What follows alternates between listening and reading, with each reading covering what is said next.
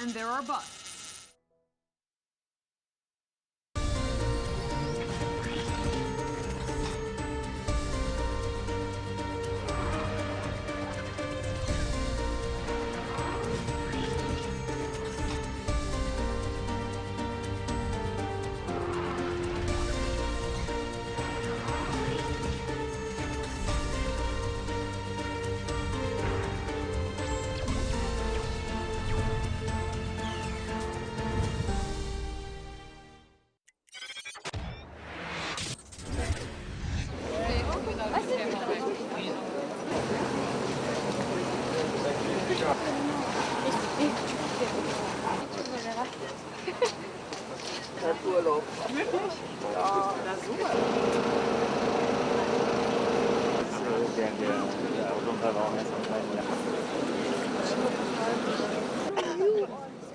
You are God.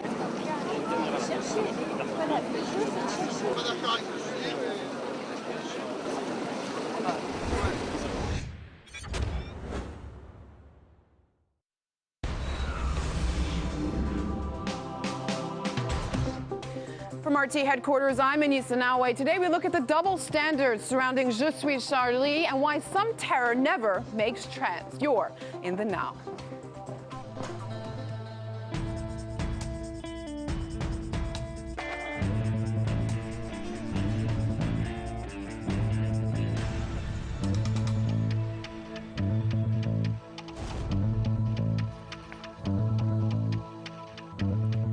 Je suis Charlie, they say.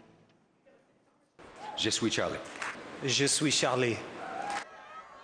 They wear badges on fancy clutches, pose for the camera with black and white banners to match their black ties, smile. Of course they smile. It's the Golden Globes, posh dresses, and keeping up with the latest fashion. And sympathy for terror attacks in France is yet another trend they are following. Or maybe these celebrities really care, unlike Madonna, who openly used the trend for self-PR. She uploaded the iconic picture on her Instagram and in the hashtag promotes her new album. Pretty cynical.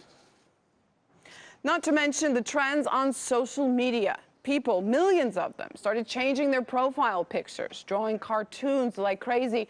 I'm not saying it's bad. Indeed, it's a good thing, possibly. Terrorism should be condemned. What happened was pure evil. Although I'm pretty sure some of those who are joining this flow did it just to follow the trend, and they are certainly not Charlie.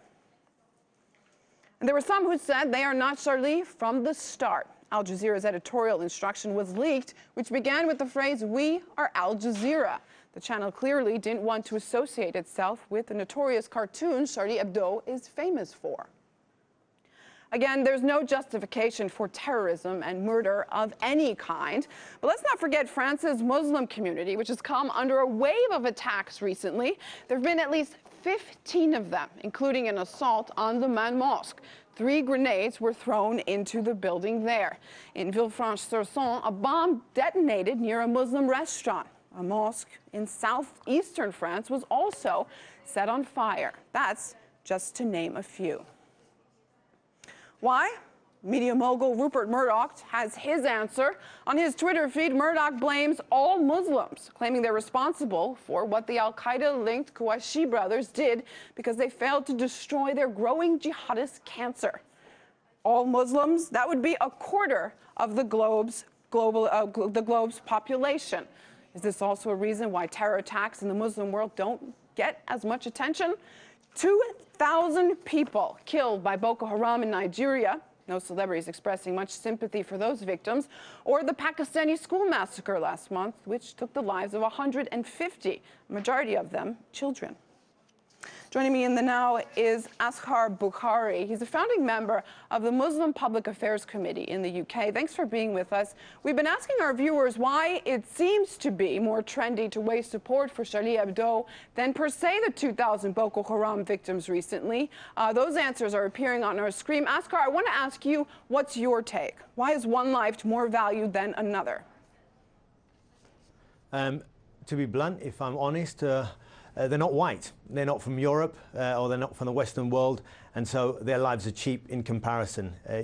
thousands of people have been murdered right around the world, and many on the very day that the incident in France took place. You hardly saw coverage of that, and you hardly ever see coverage of massive atrocities that go on in the world, you know, if they're not happening in Europe or in the Western world. That's right.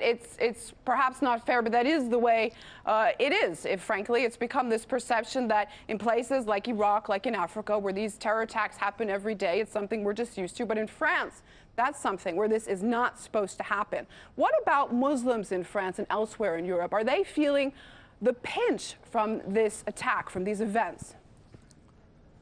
Of course they are. I mean, the way it's been spun, and I think this makes it far worse for the Muslims in France, the way it's been spun is that this is an attack on freedom of speech, and that's Muslims having a backward inability to understand freedom of speech have ended up killing 11 people. Nothing could be further from the truth. The reason why these attacks of Muslims are being radicalised is more to do with Bush and Blair's war that seems to be continuing than anything to do with freedom of speech. You know, France itself doesn't believe in much of the freedom of speech that it's now demanding of the Muslims. Do you think that the Muslim community could do more to root out extremist elements within itself? Certainly Western partners are demanding that. I've heard this a number of times. I mean, it's a very strange argument. What do they want? Do they want a bus driver or a doctor or a taxi driver to, you know, take time off work and start to become some sort of MI5 agent or a, you know, secret, you know, French intelligence operative? What are they supposed to do? This type of thinking comes about when you have this belief that Muslims are in the know. They must have known about the attack. These 6 million people secretly knew about it. They don't know about it. Often even the parents of people who are going to take some sort of terrorist attack have no knowledge of what's going to go on. So, you know, I never really understand what people want us to do. As far as the institutions, the Muslim mosques and stuff, I suppose they could do something in that they could teach young Muslims that they could bring about a change to the frustrations, policies that the Western world is committing around the Muslim world, but you know, even that is a false start because they can't talk about foreign policy. They're so frightened that the government might come down and call them extremists because of it. Is the Muslim community coming out enough to condemn attacks like these? I don't think you'll find anyone out there in the Muslim community saying, you know, well done, you know, apart from Al-Qaeda, let's say. Yeah, and there's, as you said earlier, I think there's about 1.3 or 1.4 billion Muslims in the world. Yeah, it's a quarter of the world's population.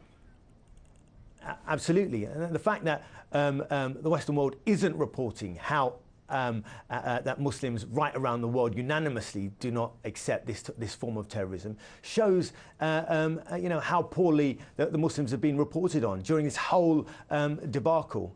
You know, it's just been awful from start to finish. I want to talk more about the media's role in this. You say it wasn't about freedom of speech. It's not about freedom of speech in France. So what is it about, and how does the media playing into this? Look, if it was about freedom of speech, let's just analyse some of the facts, right? France tried a rapper for attacking the French state, yeah? And he was convicted in court. So you're not allowed to attack the French state, but Muslims are supposed to be okay with you attacking the Prophet. One rule for them, another for us. What about Je suis Charlie, the actual magazine itself, Charlie Hebdo's magazine itself? They sacked someone for being anti-Semitic. One rule for them and another for us. And you get on and on and on. It's not just the French state. France was the first country in the world to ban pro-Palestinian marches. So you can't just attack the French state. You can't attack their allies either. Ridiculous. So, in other words, it's always, you know, the Muslims have said you don't understand free speech, but any analysis of it shows that, in fact, France, time and time again, has acted against free speech, banned people for attacking France, fined people for attacking its leaders. But the Muslims, somehow, we're the only ones who don't understand free speech because we get offended when our prophet is insulted. So it's not about free speech. What is the benefit? Why would Charlie Hebdo purposefully try to insult Muslims? What's the plus here for them? The plus here is that that's their belief. For 10 centuries, the Muslims have been vilified, have been demonized, the Western world has been taught that we're savages, we hate women, we're constantly violent. And so this is just another stereotype, another racist attack on Muslims, exacerbating that, lapped up by, evermore Islamophobic Europe. And so, that's part of their game. They're racist, and they make this type of racist magazine. I know people out there may not agree with me. Well, I challenge that. If they had made images of black people as apes, then everyone would have called them racist. But it's okay for them to call a Muslim or make caricatures of Muslims as savages and backward barbarians. It's not okay. They're racist in my mind and many Muslims' mind. So no, we're not with that magazine. All right, just briefly, it's become clear recently that there will be Mohammed cartoons in the next edition of Charlie Hebdo.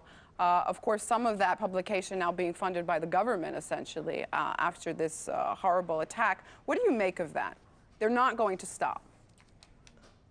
They're not going to stop, which only proves the point. Not only are they saying that racism against Muslims is fine, the government are saying now we're going to offend all Muslims around the world, and we're part and parcel of this. The fact of the matter is the government in France is just covering for the fact, as many governments in Europe, that their war of terror is creating extremism, and they're blaming and covering themselves by saying that they're standing up for free speech. They're not standing up for free speech. They've been snooping on their own citizens for years and arresting them for it. The fact of the matter is it's a war of terror, it's radicalisation and extremism off the back of the war of terror, and they don't want their own public to know about it.